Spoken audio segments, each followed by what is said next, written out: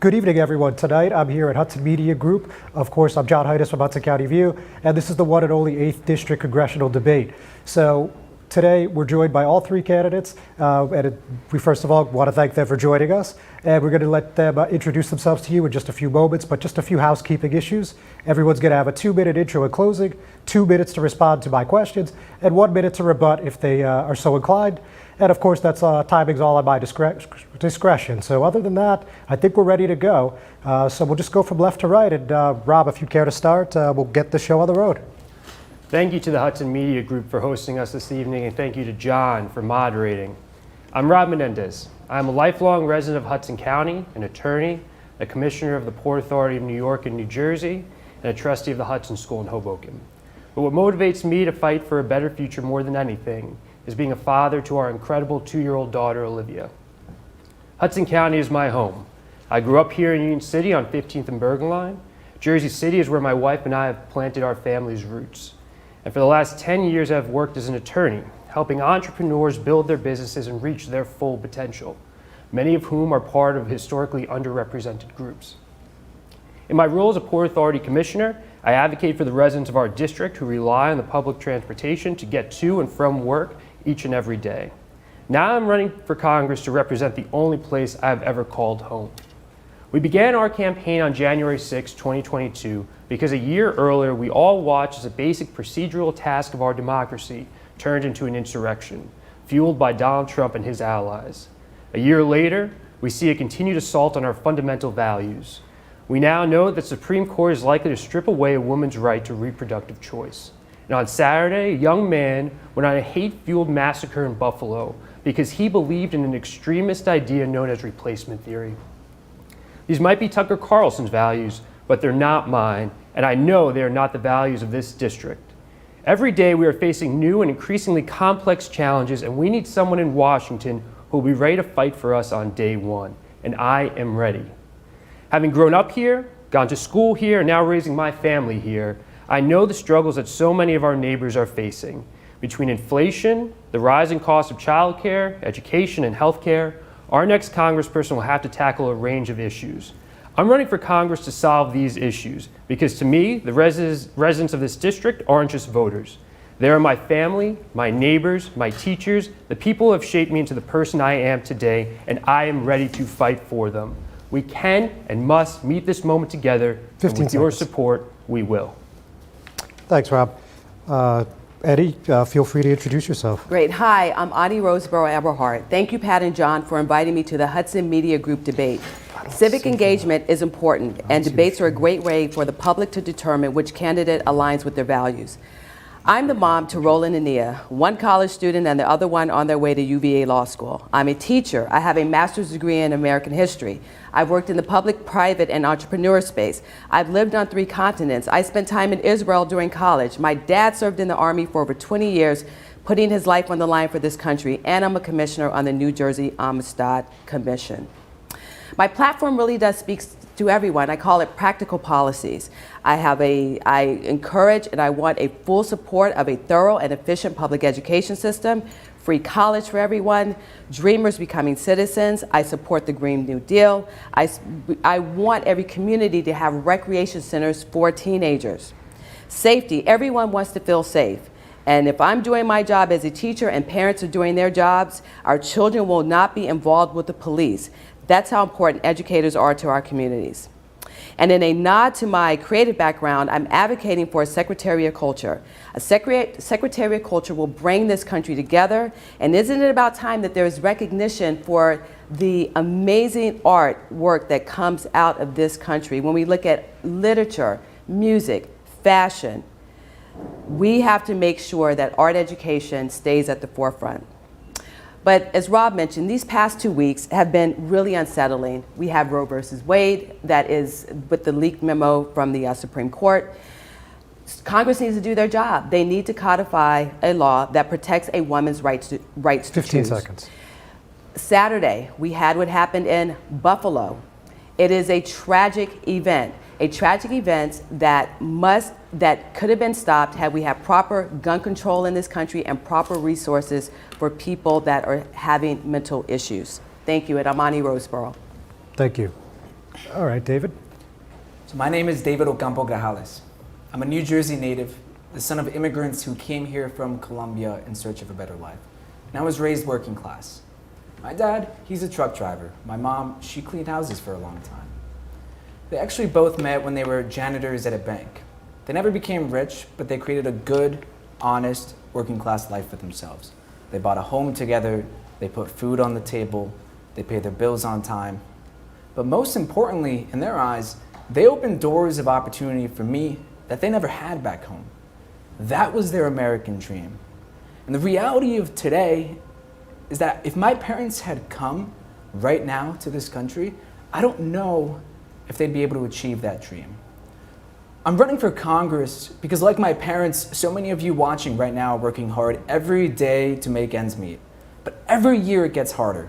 Your rent goes up, but income stays the same.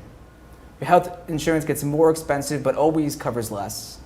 And the floods from climate change get worse while fossil fuel companies report record-breaking profits and price gouge at the pump. You deserve a representative who works as hard as you do, who has the same sense of urgency that you do. And as my opponents mentioned, these last few weeks have been critical. Inflation has been rising. We learned that the Supreme Court plans to overturn Roe, and a white supremacist carried out a terror attack on a black community. We need representatives who are going to be out there fighting for us, but everyone says they're going to fight. The question is, who are they fighting for? On my end, I don't want there to be any ambiguity. That's why my campaign isn't taking a single dime from corporate PACs, fossil fuel executives, or lobbyists. I want to be held accountable by the people of this district. And we need leaders who are going to take a stance, and I'm sure we're going to get an opportunity to talk about some of those. But I support things like Medicare for all. I support investing in affordable housing. I support expanding early childhood education, because I don't believe that your future should be determined by your zip code. We can do all these things and so much more. It just takes a representative who's willing to fight tirelessly, and that's what I intend to do. All right, thanks, guys. So with the intros out of the way, obviously we're going to jump right into it. So let's talk a little bit about the COVID-19 pandemic. So what do you think about the stimulus funding that has been received in Hudson County and New Jersey? Do you think that those funds were spent appropriately, or do you think we could use another round of COVID relief in this district? And if you do, how would you see those funds appropriated? And David, we'll start with you. Absolutely. I think the thing to highlight related to the COVID-19 pandemic is the fact that it shined a bright light on all the inequalities in our country. And so while all these funds came in to support the county government, but as well as local residents, the fact of the matter is things are getting back to how they always were. We've had a shortage of healthcare workers. Hudson County has historically worse outcomes when it comes to healthcare, a worse proportion of doctors to patients. Rents are going up every year. Healthcare prices are going up every year. And so there are all these challenges that we're facing. I think there's a lot of work to be done in terms of building out our infrastructure, modernizing our public transportation. And so as it relates to COVID, I think the pandemic's not yet over. There's still a lot of work to do to make sure that we can move past this. But I think it's time for us to start thinking more structurally on a higher level on what we could do to level the playing field here at home. Thank you. Anne? Okay, so COVID-19, thank God we have a vaccine. Happy about that. But the pandemic itself did show the inequities within our communities, within the communities of people of color. We died at a higher rate than more affluent white communities. What we need to do is extend the money. I think there should be another round of funding. Studies show that when families were given the monies for COVID relief, their lifestyle increased a little bit. The money was spent on food, medicine, gas. It was spent on things that families needed. So no one was going out using that money on just fun stuff. So I think we should increase it, at least for this year. Let's give people another round of $3,000 plus the amounts that they gave per kids, because I think that people will need it, especially with what's going on right now with gas prices. Gas is now about over $5 a gallon. Eggs are expensive. All the basic necessities that we need are very expensive now. So I think another round of COVID funds would help the average family. Thank you. Thank you very much. And Rob? Yeah, so it was a challenging 2 years for all of our families and for our communities. The thing that I think is important to know is that Democrats acted. They passed federal bills that went to our states and our communities and flowed through to our neighborhoods. I think when you look at the challenges that we faced, our leaders did the best job that they could in unprecedented times. The money that was allocated to states and then ultimately to municipalities went to keep small businesses open, to keep individuals in their homes. And while challenges still remain, I think we did as good of a job as we could possibly do given these unprecedented challenges.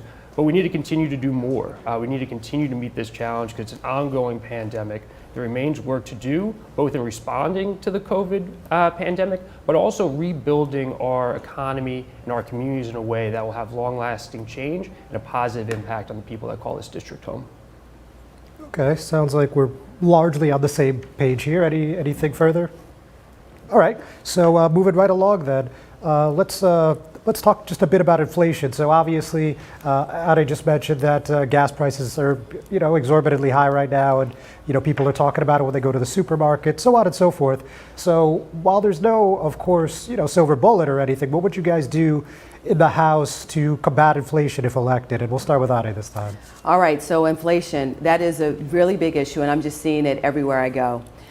We need to have legislation that will help even out the inequities that communities face in times like this. So of course we have certain programs that provide monies to families. But what I'm seeing now is on such a different level that we need to come back and do more. We need to come back and do more.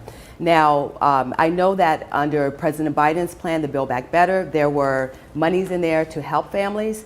I believe that the state of New Jersey, we now have the anchor plan for homeowners as well, which will give homeowners a little bit of money back. It used to be called the Homestead Act, but now it's the Anchor Act, and we're able to get more money back from our homes as well. So I think the state is doing what they can do, and I think on the federal level, they're doing what they can do to help us during these really, really challenging times. Thank you. All right, very good.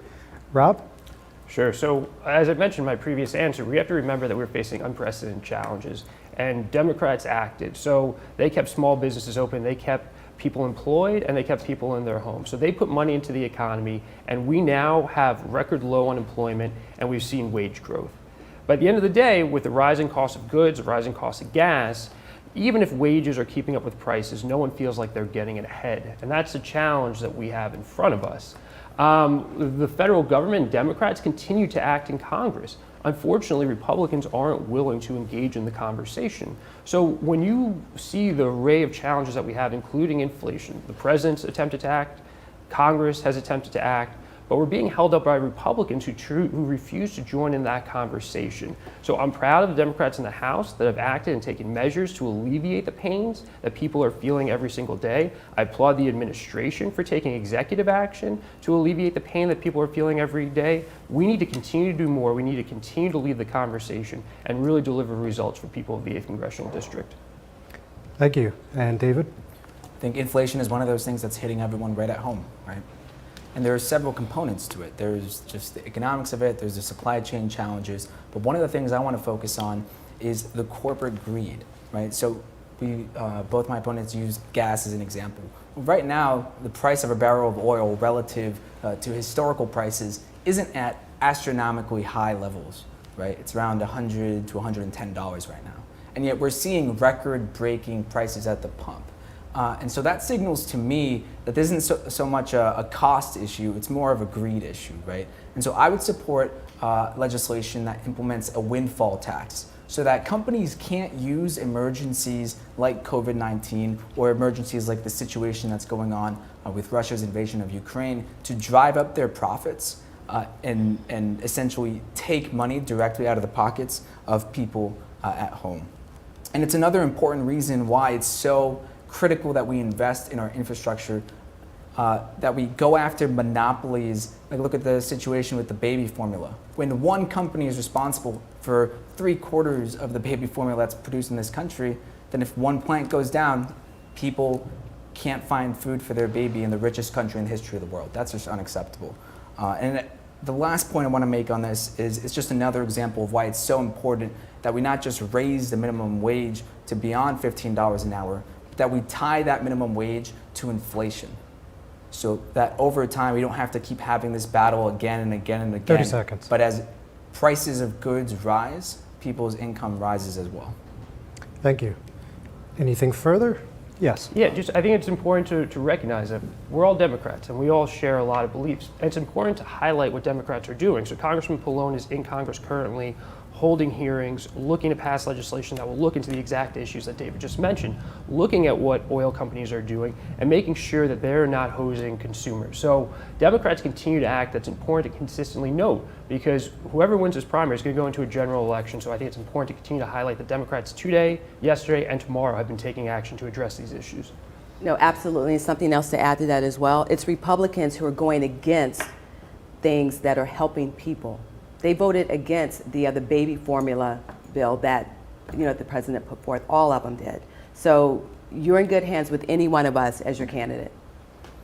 Okay.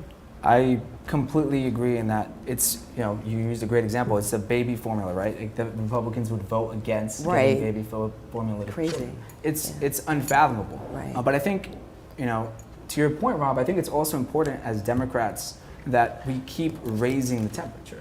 We have to keep fighting back harder and harder and harder, because as Republicans, whether it's on this issue or whether it's on abortion, we can't afford to take our foot off the pedal.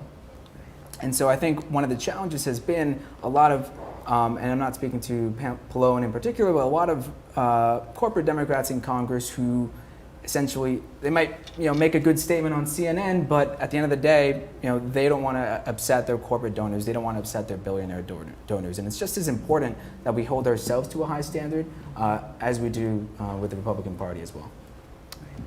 Okay, good to go. All right, so I found this statistic pretty interesting. 124,000 New Jerseyans lost health insurance at the height of the pandemic in 2020, leaving 700,000 uninsured, and 13.5% of people in Hudson County to this day do not have health insurance. Now, this week, Senator Bernie Sanders reintroduced the Medicare for All Act in the Senate alongside one of our senators, and that's Cory Booker.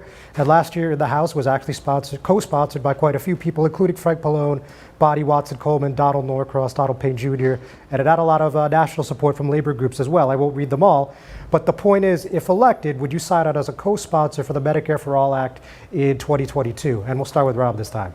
Sure. So I think there's about 6 different proposals pending before Congress, all which would create greater access to health care. We need to create change for people today. You mentioned 124,000 people lost health care insurance in Hudson County during COVID. They need health care insurance today.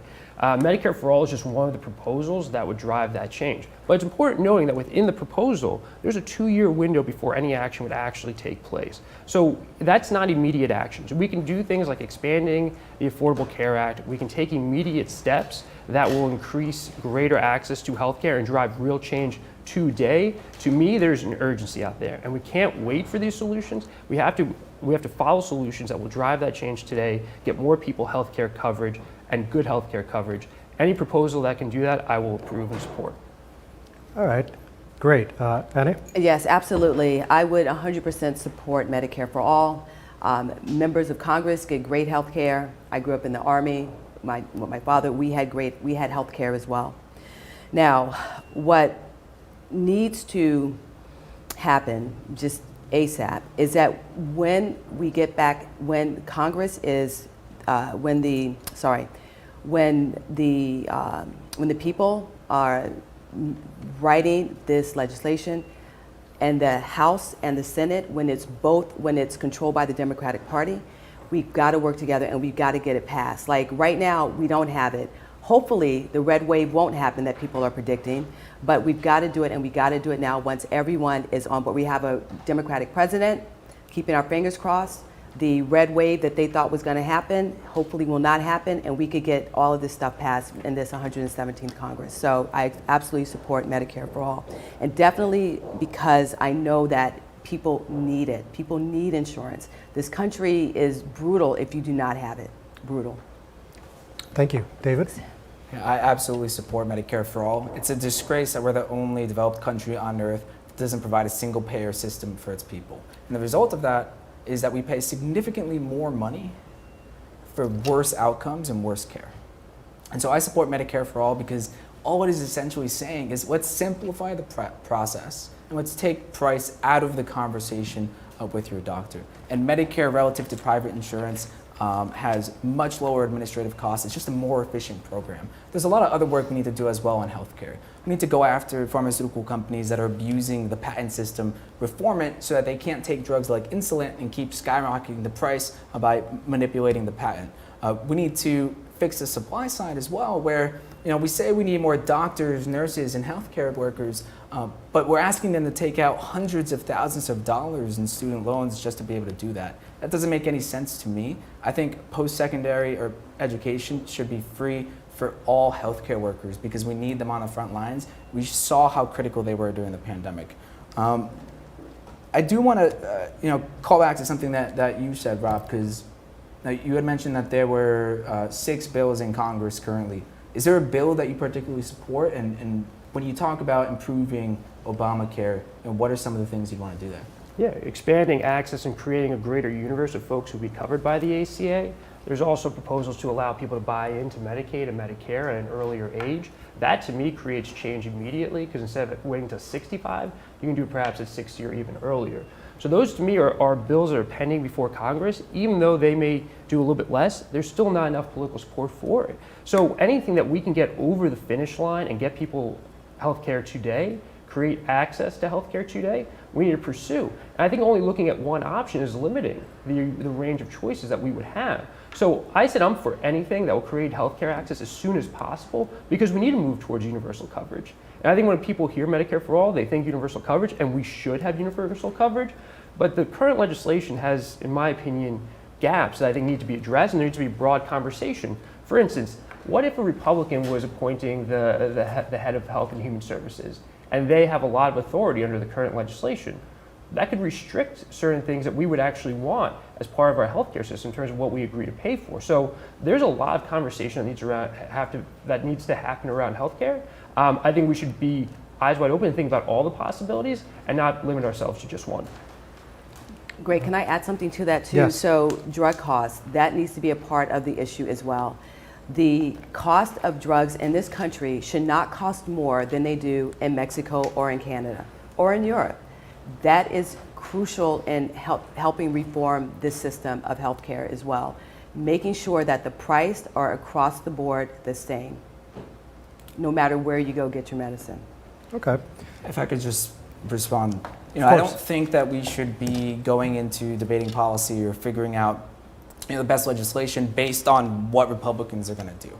Take Obamacare, for example. So Republicans had the opportunity to repeal it, but the fact that it works, they couldn't do it. And I think the same would be true with Medicare for all. And so I think it's important to remember the basic principles of negotiation. So let's not show our hand and take away too many cards from ourselves before we've even gotten to the negotiating table. Right? If you want 15, you ask for 25. It's just simple. All right, anything further? Okay, so we're getting close to our first intermission, but before we do, I did want to bring up, of course, Roe versus Wade. So where do you stand on women's rights when it comes to abortion access, and what would you do if elected to the House? And we'll start with Annie. I think I've been so clear about where I stand with the woman's right to choose. It is you have your body, you should be able to choose what you want to do with your body. It is important that when the Democrats have control, again, and they will, of the House and the Senate and the presidency, that they codify a law protecting women's rights to choose, period. This Supreme Court has done exactly what a lot of people thought they were going to do. There are calls to expand the Supreme Court. Definitely now, because once a justice is on, they don't leave. And so we're maxed out. So I would really look into what can be done, helping maybe support legislation that would expand the Supreme Court, because who we have on the court right now are doing things that are absolutely against the American people. All right. David, your thoughts? Yeah, I think for starters, we absolutely need to codify Roe v. Wade. In addition to that, I think we need to repeal the Hyde Amendment, which prevents the use of federal funds for funding abortions. But I think I also want to point out, Roe v. Wade was the law of the land for 50 years. It still is currently, but the Supreme Court is looking to overturn it. That's a lot of time that Democrats had, that we had, to codify it into law. And so I think it's time that we start being proactive and not reactive every time Republicans do something new. So we should go ahead and also codify Obergefell to defend the right to same-sex marriage. And we should go even further. Let's codifying the right for every person in this country to self-identify. There are all these things that are just fundamental human rights, and we can't keep waiting for Republicans to take it away. And the last point I want to make is we need to do whatever it takes to secure those rights, whether that means pressuring the Senate to abolish the filibuster or expanding the Supreme Court, because fundamentally it's undemocratic as it is, and when it comes to women's rights, it won't stop there. They're already coming for communities of color. They're coming for voting rights. They're coming for the LGBTQ+ community. We need to take action right now and not be afraid of what might happen, because it's already happening. Thank you, David. And Rob? Yeah, so the potential overturning of Roe is a horrific step back in what's been 50 years of a right that women have had in this country.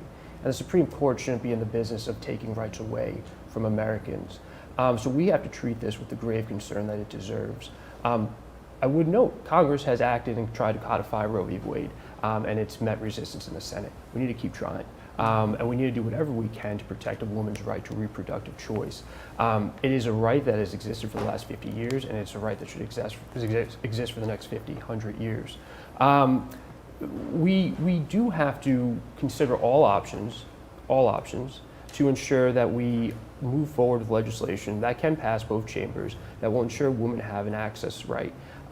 It's an immediate step that we need to take, continue to follow, and do anything that we can to achieve. All right. Anything further? Yeah, I think, barring getting something past the Senate, I think it's just as important to work with local officials here at home. New Jersey should be a beacon of hope for women across the country, women and childbearing people across the country who, depending on local laws, need a place to go to get an abortion. So we should be standing ready to support them and doing whatever we can to expand access to abortion here at home for people who have low income and might not be able to afford it. Okay, very good. Nearly perfect timing. We're actually going to take a 5-minute intermission to hear from our sponsors. We'll be back in a few. We designed the F-150 to be tough. And we delivered on towing and payload like you'd expect. We also made it smart, starting with an available hybrid powertrain. This engine also allows you to use your truck as a high wattage generator. It's the kind of capability that a truck owner's really never had before.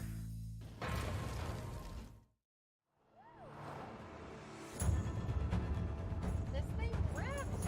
Oh, it is so quick. There's a lot of punch packed into this Bronco Sport.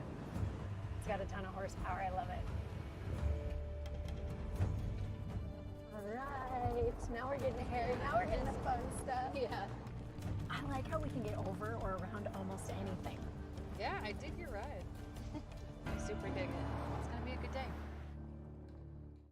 Stevens Jersey City Ford Certified Parts and Service, located at Route 440 and Communipaw Ave, is your #1 source for Ford and Lincoln automotive needs. We use certified Ford Motorcraft products to keep your Ford running in top shape. Motorcraft parts are backed with the Ford warranty, which includes a 2-year unlimited mileage guarantee. Our team will have the right Motorcraft part to ensure the best performance from your Ford or Lincoln.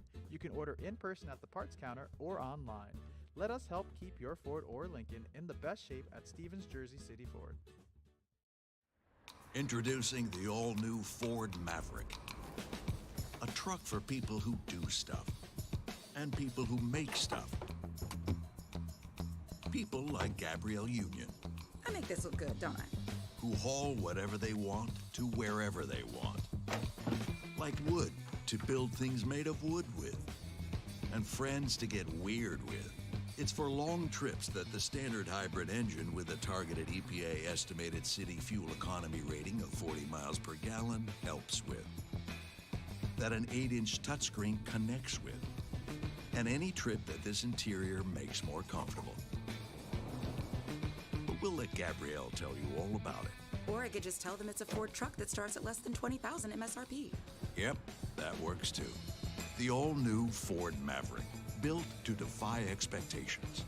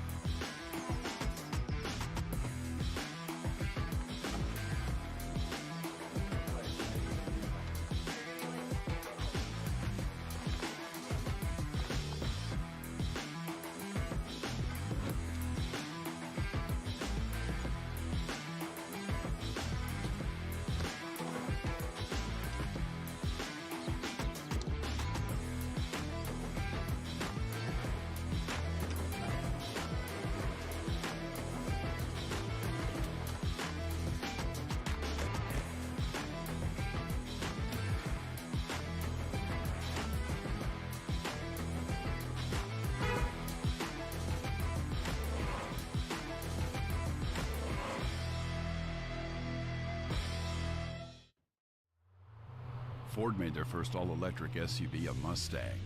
Rapid acceleration, reactive handling, 300-mile range. You control how it feels and how it sounds. It knows you. It dials into your preferred settings. It has an array of driver assist technology. Cameras and sensors enhance your awareness and provide you with additional control. But it's more than cutting-edge technology. It's the spirit of it. It's a Mustang. 150 around front, please. We designed the F-150 to be tough.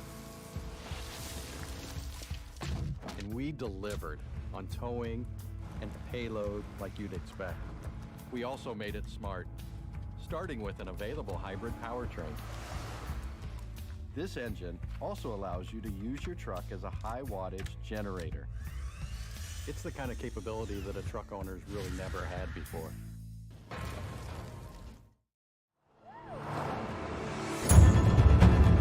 This thing rips! Oh, it is so quick. There's a lot of punch packed into this Bronco Sport. It's got a ton of horsepower. I love it. All right, now we're getting hairy. Now we're getting the fun stuff. Yeah. I like how we can get over or around almost anything. Yeah, I dig your ride. I super dig it. It's gonna be a good day. Stevens Jersey City Ford, certified parts and service located at Route 440 and Communipaw Ave, is your #1 source for Ford and Lincoln automotive needs. We use certified Ford Motorcraft products to keep your Ford running in top shape. Motorcraft parts are backed with the Ford warranty, which includes a 2-year unlimited mileage guarantee. Our team will have the right Motorcraft part to ensure the best performance from your Ford or Lincoln. You can order in person at the parts counter or online. Let us help keep your Ford or Lincoln in the best shape at Stevens Jersey City Ford. Good evening. I'm John Heinis from Hudson County View, and we're here at Hudson Media Group for the 8th District Congressional Debate, the only one for this election cycle ahead of the June 7th Democratic primary. And we're joined with all three candidates, as you probably know by now, but we're with Rob Menendez, Ade Roseboro Eberhard, and David Ocampo Gonzalez. So with that, we're going to get back into it. For anyone who's watching online, if you'd like to comment on the Hudson Media Group YouTube or Facebook or Twitter pages, we'd be happy to take an audience question or two. So if you're interested, that's an option. So without further ado, let's get back into it, and we'll start with David again. So in your opening speeches, I think you all touched on the this domestic terrorist event in Buffalo. So when we're talking about the Second Amendment and we're talking about gun control, what would you like to do in the House of Representatives to try to limit these sort of tragedies from happening? Yeah, absolutely. So as it relates to gun control, there's the basics, right? So enhancing federal background checks, banning assault weapons, high-capacity magazines. I think we can all agree on that. But we need to really go a lot further, right? This is the only country on earth that has mass shootings on such a regular basis. And mass shootings are just the ones that grab the headline. This happens in our cities every day. It impacts communities of color the most. Actually, in 2020, after COVID started, gun violence was the leading cause of death for people under 18. But for black children, it's been the leading cause of death. So we have to go further with things like gun buybacks, red flag laws that prevent guns from getting into the hands of people who are a threat to themselves or a threat to others. Establishing a national database where, it just doesn't make sense that you need a license to be able to get a car or to drive a car, but anyone could just go ahead and buy a gun. And there's so much more legislation, like Ethan's Law, for example, which would regulate the storage of guns, enhancing the Violence Against Women's Act so that domestic abusers don't get guns. But fundamentally, for this to be able to happen, we need to get dark money out of our politics. The gun lobby is holding officials, particularly Republicans, in their grip. And so I'm not taking any money from corporate PACs or lobbyists. I'm going to be out there fighting working families. 30 seconds. And I'm proud to have the Gun Sense candidate distinction for Moms Demand Action, one of the leading groups on this. Because we need representatives who are going to fight hard, take on the gun lobby, and take on dark money in politics. I'm leading by example in doing that by not taking any dark money. Thank you. Rob? Sure. So we need to completely overhaul our gun laws in this country. We need to reenact the federal ban on assault rifles. We need to close loopholes in who and how they can purchase weapons. We need to also address the rising issue of ghost guns. Guns are manufactured without any serial number, so they can't be traced back when they're used in a crime. We are dealing with significant issues. We need federal legislation because so many different states have so many different laws where guns from Pennsylvania or from Georgia or North Carolina can be brought into our streets, and it is a problem. We also have to address one of the main issues, main causes when you see these horrific acts. That's the mental health of our communities. The last 2 years have been a complete challenge on so many people.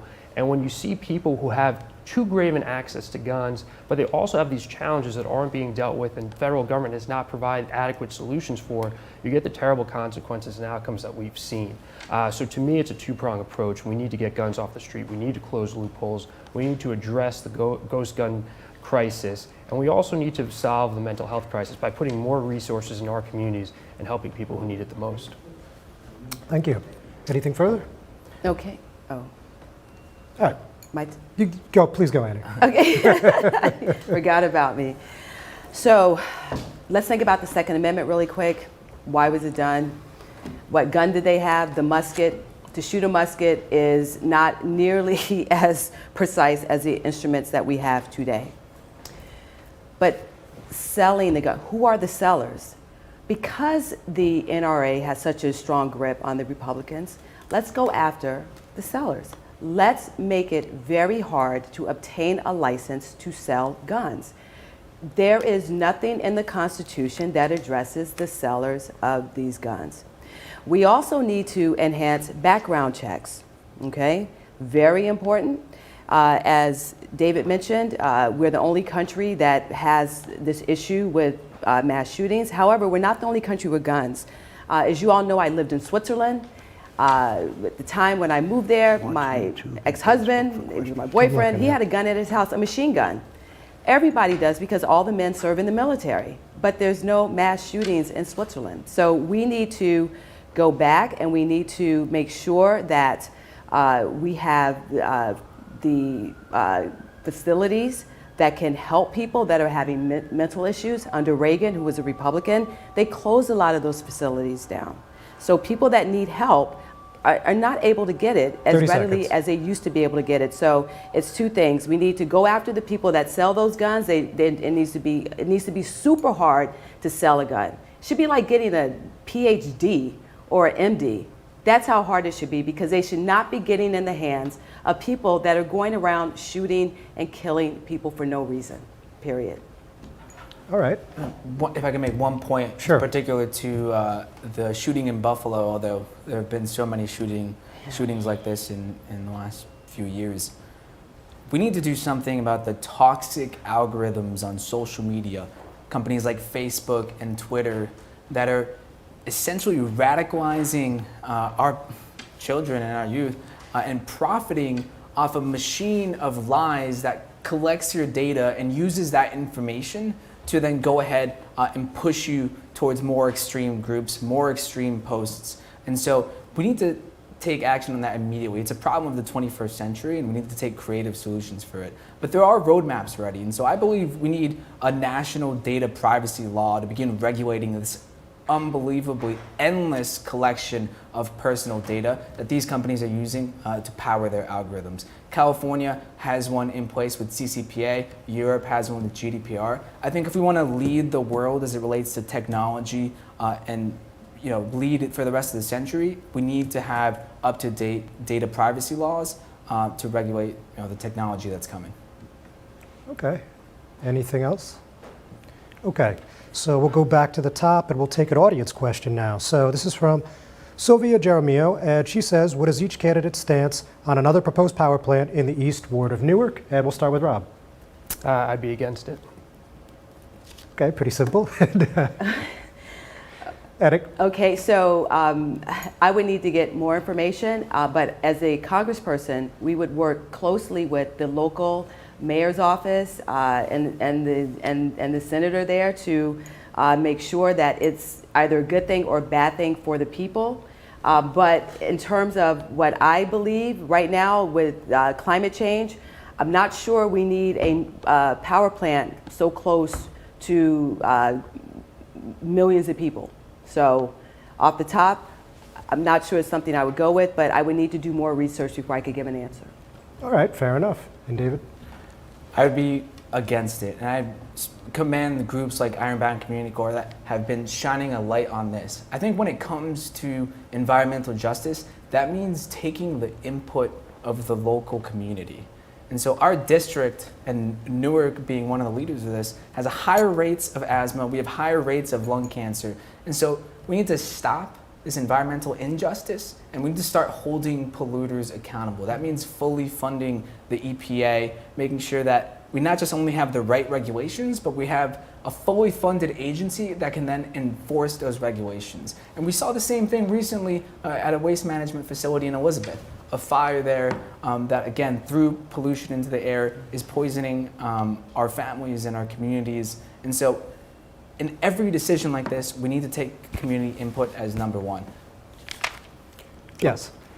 So I've met with groups like Make the Road, who represent environmental advocacy groups in Newark and Elizabeth, and their message has been loud and clear. Black and brown communities should not continue to bear the burden of environmental injustice. So to me, that's why the answer was so clear, but we need to continue to engage these communities and ensure that they will continue to bear the brunt of poor planning, poor design, and impacts that detrimentally impact the health of those communities.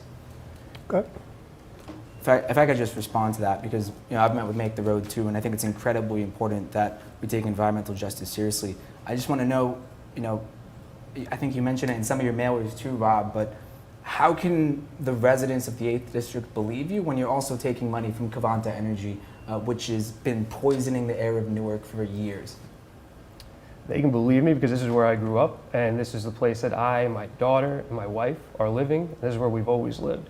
So when it comes to environmental justice, I care about these issues. And it doesn't matter, I've had a range of folks who have supported our campaign. I'm proud of the folks who have endorsed our campaign, who have supported us. But ultimately, this campaign is about the people. Those are the people I've been engaging day one, and I will continue to engage and continue to represent, because those are my neighbors. Those are the people who I call family. Those are my friends, and they're my neighbors. So absolutely, every single day, that's who I'm fighting for. I mean, did they give it to you? They gave you those donations, just because they really, really support you, even though you're against the kinds of plans that they want to build? Well, maybe you should ask them, but I'm here to discuss about the issues that are facing the folks of the 8th Congressional District. I think it's a critical issue. David, I didn't interrupt you. So I appreciate the same courtesy. Absolutely. Like I said, this campaign's been about engaging the people. I was the first in this race. I think I've done more community events, more interviews.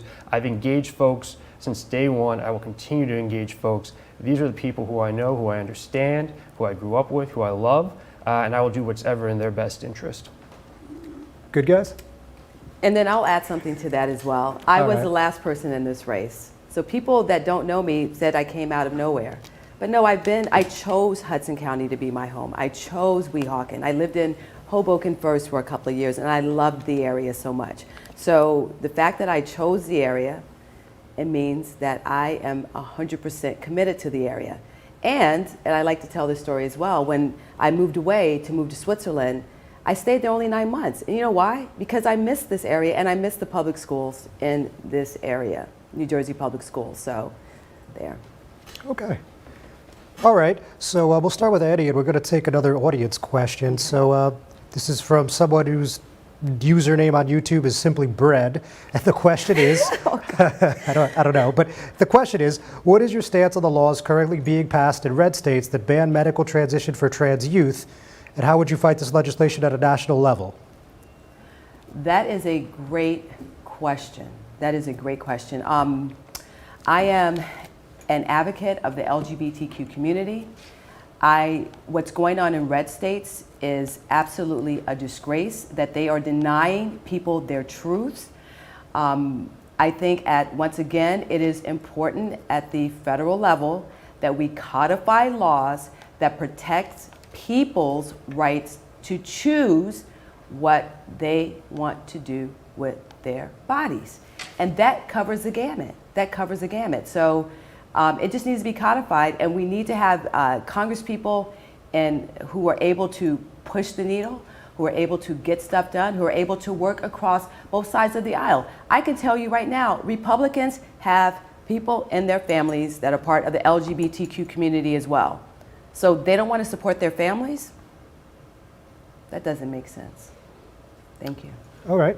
David? I think what Republicans are doing to people across the country, particularly the LGBTQ plus community with that transgender law, it's dehumanizing. It's disgusting. One thing I'll never compromise is on my core values and people's fundamental rights. Like the fundamental right to self-identify and be who you are. The fundamental right to access high-quality health care. And so passing federal legislation that guarantees coverage for things like transition surgery or any other methods like that so that people can be healthy, live the life they want to live, and be who they are. Mm-hmm. In a free country, you should be able to be who you are. And if we can't even agree on that, then there's no compromise there. It's something I'm going to fight for again and again and again, day after day after day, until we get something done. All right. And Rob? Yeah, so what red states are doing, what the GOP is doing is horrific. They are looking to prey on the most vulnerable in our communities. And to me, our responsibility, anyone here, but anyone sitting at home, anyone that's out there, you need to protect and defend the right of every single individual, every single child to identify as they choose fit. This is a nation we are trying to move towards a more equitable, fair future, and we have to fight for those who are most vulnerable. Today, that is trans children. But there will always be a group, there will always be a community that the Republicans will try to target. We need to stand by them. We need to fight with them. I am for every trans child out there. I see you and I support you and I love you. All right, anything further? Everyone's good? Okay. So we have a Facebook question from the Progressive Democrats of Hudson County. What is each candidate's position on the county line? And I think we're up to starting with David. So it's amazing that New Jersey is the only state in the country that allows county committees to essentially give their preferred candidates preferential placement on the ballot. It makes our ballots confusing, and it makes our state less democratic. And so I still believe people are going to be able to access their, vote for who they want, but we should be making it easier to vote. And so we talk about attacking Republicans and how they're attacking voting rights, but here in New Jersey we have the county line, which makes our elections less democratic. We don't even have same-day voter registration. And so I think letting people choose the representatives that they want and taking away these backroom deals where I think, John, even you've reported on local elected officials who are essentially trading elected positions. That's not democracy. I think giving an endorsement before a candidate even announces his campaign, that's not democracy, especially considering the power that comes with that position on the ballot. And so I think we should get rid of the ballot line. And in fact, I think we should move towards ranked choice voting so that we can actually have more diversity of thought in New Jersey, so that we can have a competition around ideas and let voters express their desire and not just have backroom deals and party leaders make decisions. Thank you. Rob? Yeah, so I support any federal and state legislation that expands access to voting, including same-day registration, which I believe is currently pending before the state legislature here in New Jersey. There are two important bills in the House that we should get passed and seek to advocate for to ensure we as a nation have greater access to the ballot, to the right to vote, and greater accessibility. But you know, I have to be honest, when I'm out talking to people, affordability is the #1 issue. It's the issue that when I meet voters and I see them in the places that they are, that's the #1 issue that they're facing. That's the #1 concern, and that's why we've made that the core issue of our campaign. Okay. Honey? Okay, so I, like my two candidates here, I also agree that voting should be made a lot easier. In regards to the county line, it's a very interesting concept to me because, once again, I was not born and bred in Hudson County. It definitely is very unique. You know, should they get rid of it? I think that it is the people should have a vote on whether or not to get rid of it. That should be, you know, people could get, you know, like a ballot. The next time there's voting, put that on the other side. Just vote on it. What do the people want? Do the people want to keep the county line? Do they not want to keep the county line? And whatever the majority goes with, then that's what we do. Ranked choice voting, I'm not a fan of it, and I think it's a little confusing for a lot of people. In New York, during the mayor's race, they had ranked choice voting, and it was a little bit confusing as to who was winning, who was going to win, and stuff. So I think if we do switch to ranked choice voting, like there needs to be, you know, a ranked choice voting 101 class to really explain how it works. So, you know, I wouldn't be against it, but I am a person who is a traditionalist in many ways, so I like the way the voting works now, but not opposed to, you know, if that's what the people want. So. Okay. I mean, I think what you said is a pretty good idea, right? I mean, Yeah. anything that we can do to, whether it's ranked choice voting, I mean, better educate voters so that they can express their voice at the ballot box, I'd absolutely support that as part of any policy like that. I think what ranked choice voting, the problem that it addresses is the current first past the post system, where whoever just has the most votes wins, forces people to vote strategically. It forces them to vote oftentimes for the candidate that they think is most likely to win versus the candidate who perhaps they have a higher preference for. And so just like ranking your 5 favorite songs, you would rank your 5 favorite candidates. And as one is eliminated, it goes on to the next one. And so what that does is it allows different candidates, different points of views, a wider range of perspectives to come, debate, be part of the race, and have as fair a chance as anyone else. Sounds good. All right. Sounds good. So we're going to keep it moving, try to get a couple more in. This is from Fern on YouTube. He says, because of the predominant population of Cubans in the 8th District, what is each candidate's position on the president's new Cuba policy? And I think we're back to Rob. Sure. So the family reunification components of it, I fully support. We should be able and attempt to reunite families who are of Cuban descent with their relatives in Cuba, so I support that part. But ultimately, we want to achieve a democratic Cuba.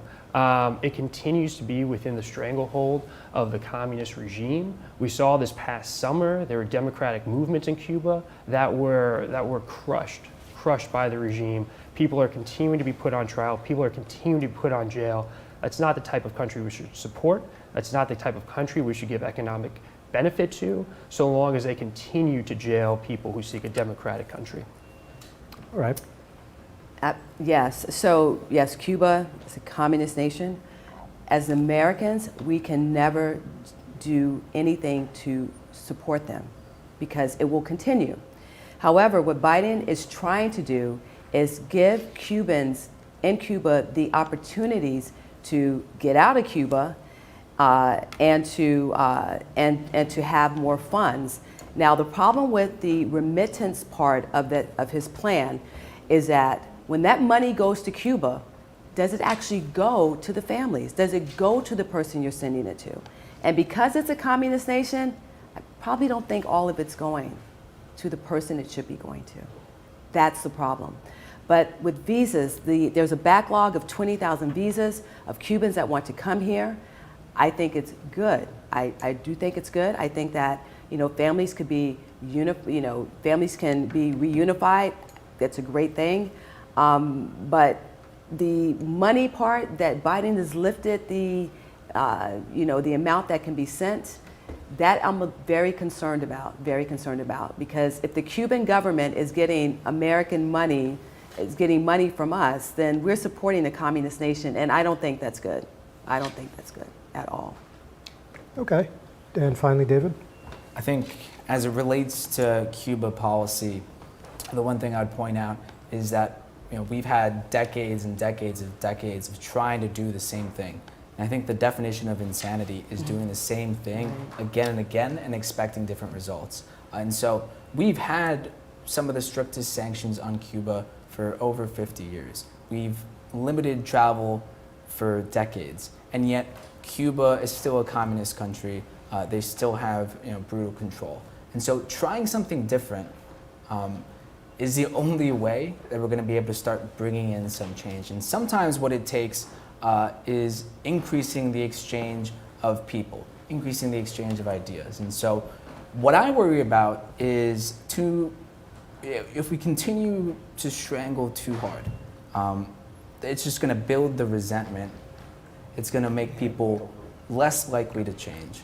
And so the best way I think that we could support them is to start slowly opening up, while at the same time allowing, as you mentioned, those visas, allowing Cubans to continue coming to America and welcoming them here, and essentially continuing to be the beacon of hope that we've historically tried to be in this country. Yes. Yeah, so this is a personal issue for me because my grandparents fled from Cuba to the United States thinking that they would go back, and they never had that opportunity. They had to start their lives over again here in America. This is where they planted their American roots. The communist regime has had a stranglehold over that country for decades, and thinking that they're going to change is naive.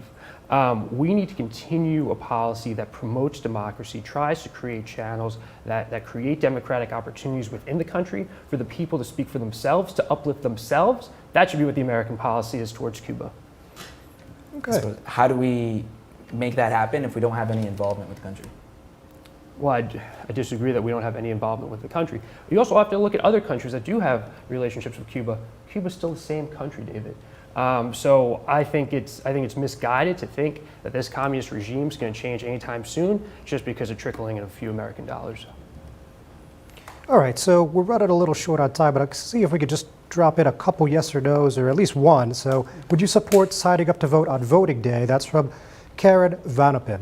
So just go across yes or no. Start with Rob. Yes. Yes. Yep. Okay, very easy and painless. And let me see if there's anything else we could do just very quickly. If you could just, I know this is kind of a tricky one, if you could try to just get this down to a sentence or two, I think it's a good one. This is from Daniel Cronin.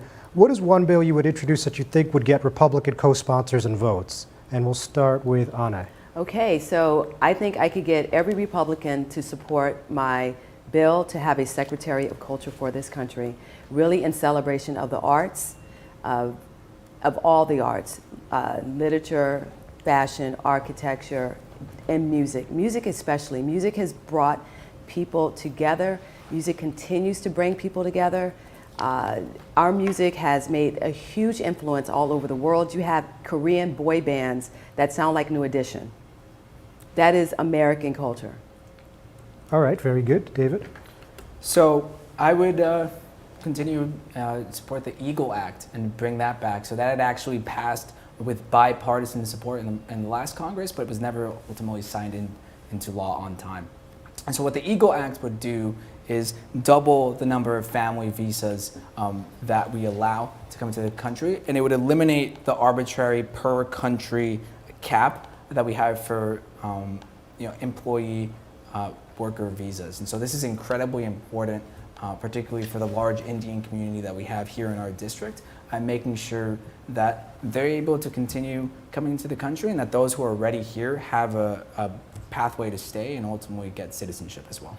So that passed with bipartisan support, and I think we can get it to pass again. Thanks. And Rob? Sure. So I think there's two. One is universal pre-K and creating the federal funding to do so for all communities. Second is capping child care expenses at 7% for most families. I think those two things impact families across the country, but specifically here in the 8th Congressional District. I would love to see those pass both chambers and be signed into law so families can start benefiting from federal action.